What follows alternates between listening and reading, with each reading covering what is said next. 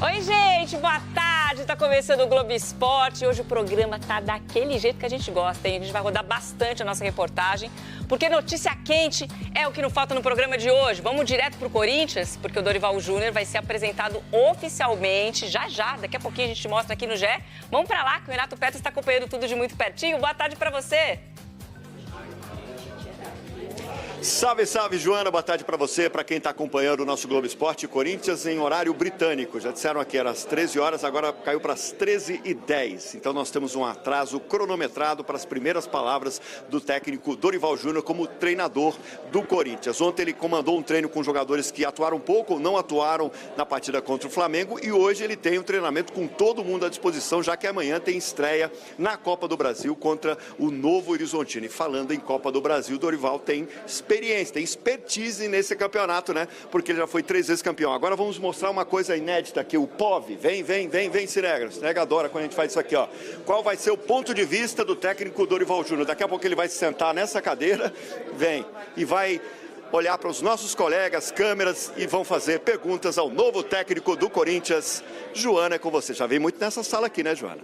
A gente já veio muito, né, amigo? Tá cheia aí. Daqui a pouquinho, então, a gente mostra no GE essa primeira entrevista coletiva do Dorival, oficialmente como treinador do Corinthians. É o Lili Nascimento. Eu não sei nem por onde puxar a conversa. Mas vamos pela dança das cadeiras pelo Dorival, então? Nossa, o potencial de atração de buchas da Lili é uma coisa inacreditável. Potencial de atração de buchas. Imã de loucura. Tudo bem, Lili? Muito bom. Caramba, gente, vocês são demais, vocês são muito especiais, viu? Adorei os apelidos. Realmente, é difícil você ter um dia que tenha só uma notícia boa no Corinthians, né? Sempre vem outra coisa também que a gente tem que informar, mas falando primeiro de campo e bola, hoje à 13h será a coletiva de apresentação do técnico Dorival Júnior, então a imprensa poderá fazer perguntas, saber como foi essa chegada, a expectativa, enfim.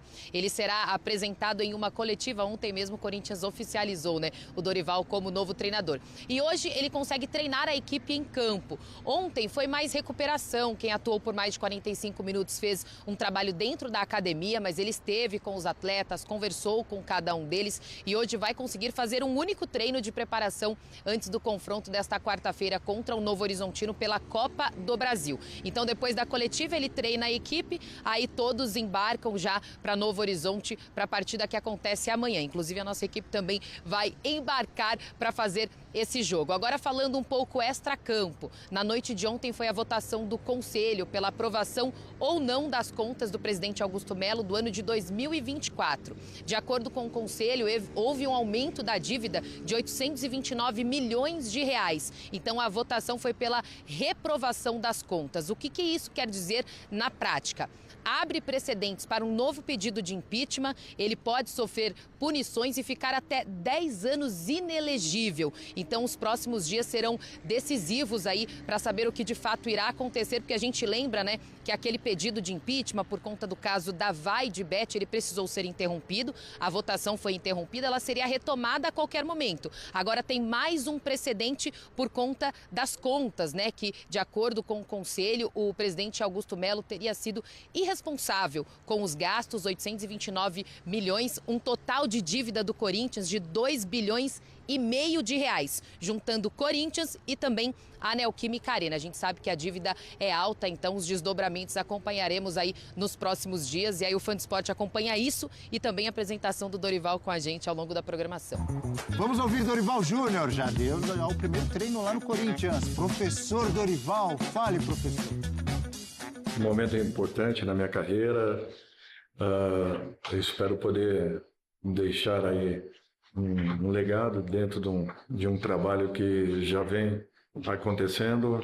A comissão técnica anterior, comandada pelo Ramon, fez um belo trabalho, nos deixa aí um momento especial e eu espero poder dar sequência a tudo isso e alcançarmos os melhores resultados por essa grande equipe. É uma torcida fiel que não desiste em momento nenhum e isso é uma marca registrada. Eu espero poder vivenciar tudo isso e, se Deus quiser, deixar o meu melhor para todos os torcedores.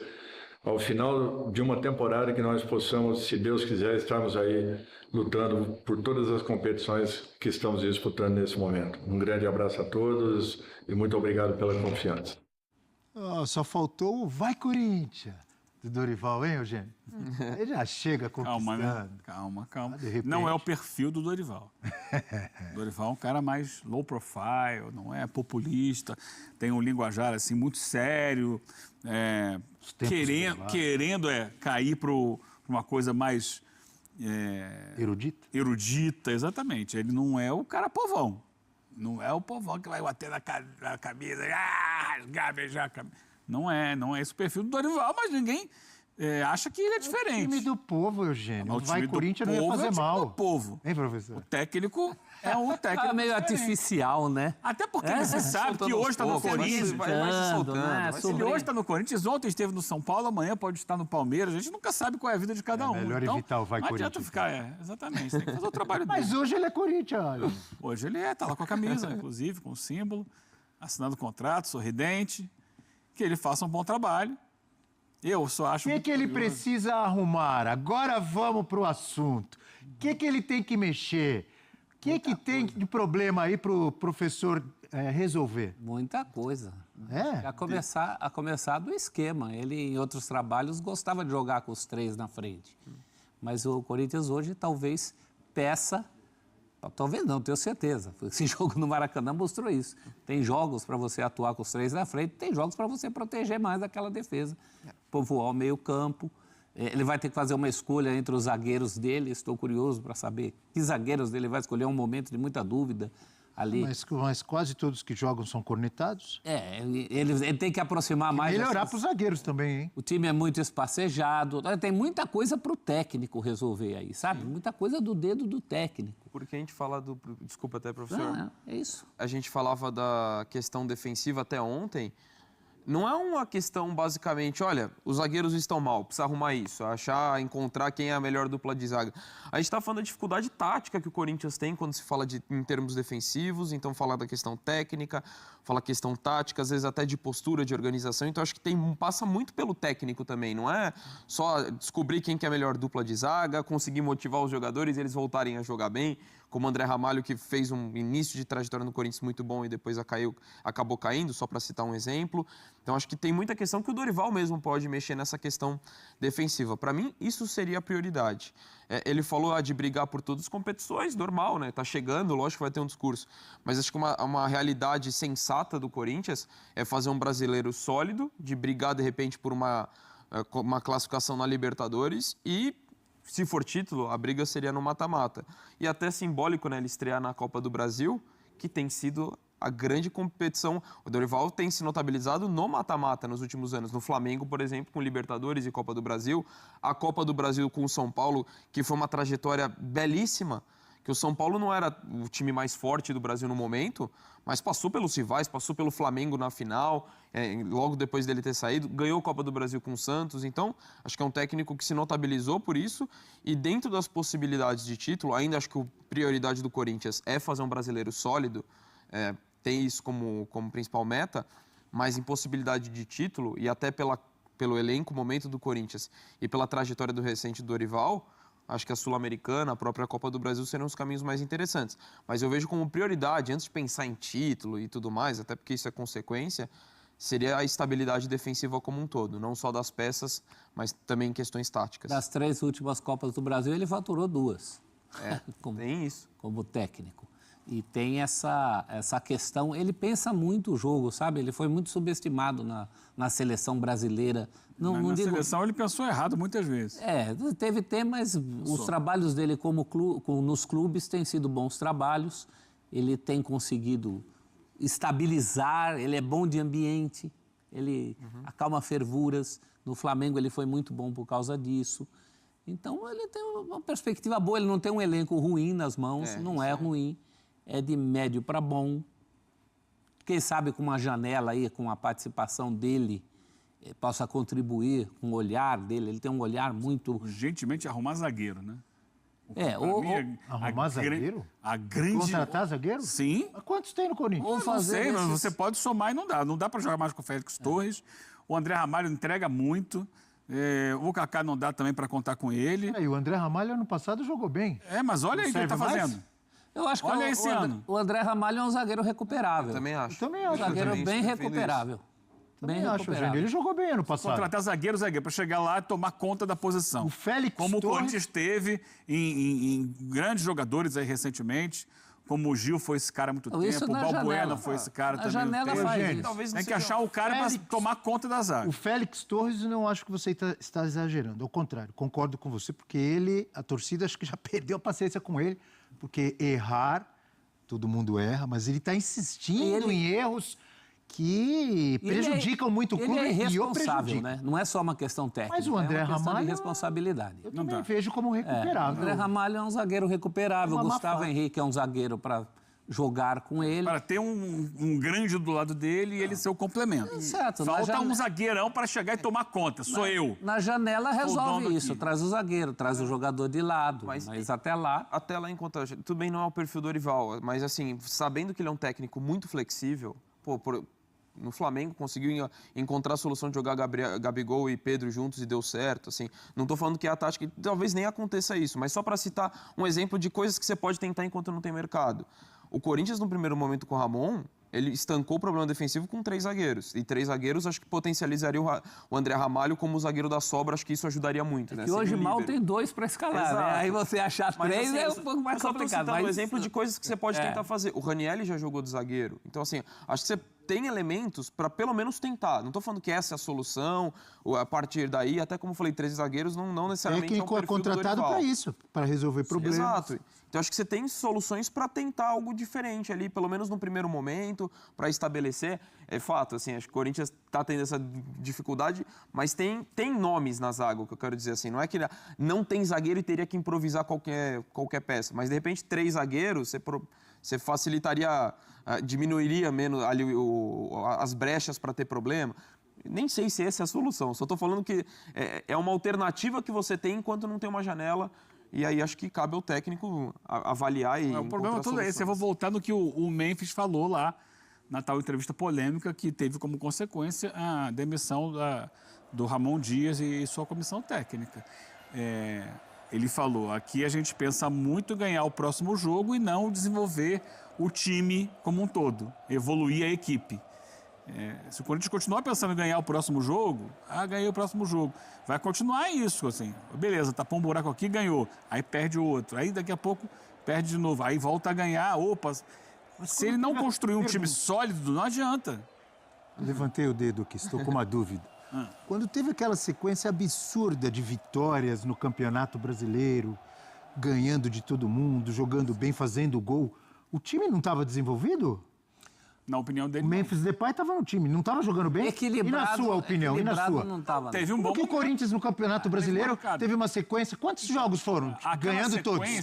Aquela sequência. Porque se pagava uma sequência que aconteceu no momento em que o time pôde treinar. Então. Porque tinha acabado de ser eliminado da Copa do Brasil e também da Copa Sul-Americana. Chegou a semifinal dessas 2 competições. Jogou bola, não jogou? E aí teve semanas livres para treinar e jogar. Ali ele conseguiu jogar, jogou um futebol interessante. Pois é. E por isso deixou uma esperança que essa temporada 2025 seria melhor. E tinha olha, o Rodrigo Garro também é um portão. Tinha o Rodrigo Garro. Era importante. E tinha assim, e não se a gente foi colocar principalmente, Eugênio. É uma temporada que o Corinthians voltou a ganhar um título depois de... Sim.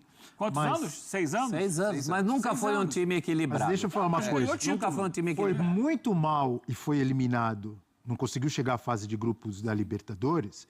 Mesmo quando passou lá do time venezuelano, o UCV, né? Isso. Jogando mal os 2 jogos.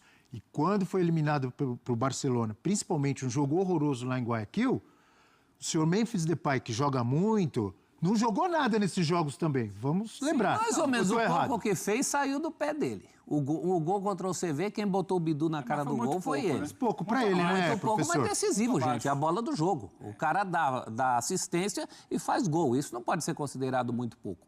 O que acontece é que esse time nunca foi equilibrado. Mesmo aquela face que você falou, lembra o Atlético Paranaense, aquele jogo que é o da remontada? Contra o Criciúma, tomou 2 gols para fazer os 4. Então não foi. É a busca pelo equilíbrio. Nunca foi equilibrado. Entre defesa e ataque, que nunca existiu. O Paulista que o Corinthians ganhou, ele sofreu alguns jogos, né? Encontrou seus melhores momentos, o time teve força para pressionar o adversário e aí teve talento no ataque com o Garro, o Memphis e o Yuri juntos para fazer seus resultados. Mas Carrilho sempre foi jogou um vôlei, time com um Carrilho? ataque melhor. Não, no ataque, o Carrilho é meio campo. Sempre foi um time com um ataque melhor do que a defesa. Nunca teve esse equilíbrio. Esse é o ponto. E se falava muito assim, os laterais, não tem os laterais mesmo. Agora eu vejo que o retrato atual, a carência maior é na zaga. Zagueiros que tenham capacidade, a liderança, a qualidade técnica que sejam indiscutíveis. Esse aqui é o cara como foi um dia, por exemplo, o Gamarra. Como foi um dia... jogou bola. Outros jogadores. O Gil, durante muito tempo, foi esse cara, é a referência da zaga do Corinthians. Não tem essa referência na zaga do Corinthians hoje. Então você olha para trás e você, vai explodindo o goleiro. E o goleiro muitas vezes salva, mas nem sempre consegue fazer isso. E eu acho que sim, faltam opções de lado de campo. Mas entendo que, para hoje, com o que ele tem de material humano, é fundamental que ele estabeleça os 2 volantes, como dizem os argentinos, o doble 5, à frente da defesa. Fiel torcida, tudo bem com vocês? Dorival Júnior chegou com tudo no Corinthians.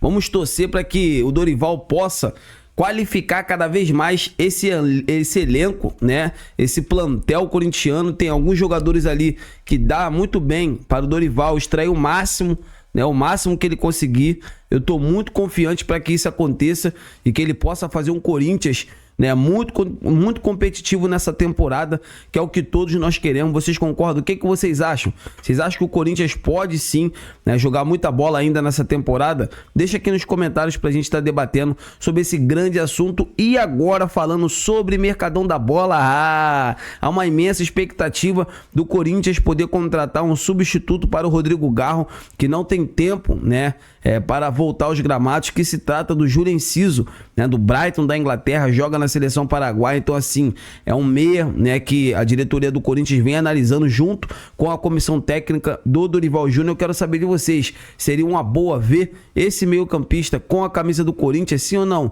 Deixa aqui nos comentários, amigas e amigos, que eu prometo responder a todos vocês. Eu tô indo nessa, fiquem com Deus, vai Corinthians!